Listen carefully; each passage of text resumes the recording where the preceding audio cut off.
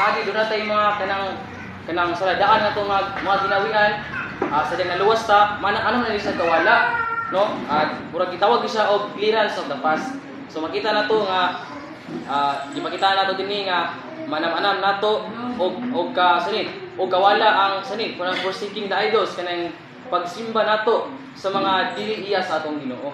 So daghan ang mga makapuli sa atong Ginoo, but sa diyang naluwas ta kining espiritu nga tagatagog kinabuhi, kining espiritu walay katapos ay espiritu malagpugon sa tanan, siya na ni ang mulyo sa atong sulod og magkaanam-anam na og kawala o ang atong mga daang pagginawian.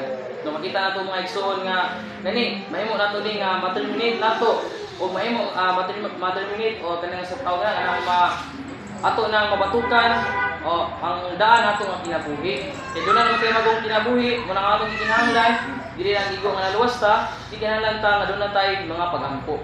So muna ang gikinahanglan nato sa naluwas ta, kinahanglan ta sa mga pagampo, kay mo kini ang gikinahanglan sa atong Ginoo, mo sa kini ang gikinahanglan sa atong pagkinabuhi.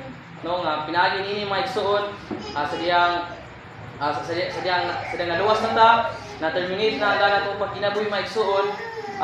Praise the Lord, salamat sa Ginoo nga doon na namoy bago ang kinabuhi.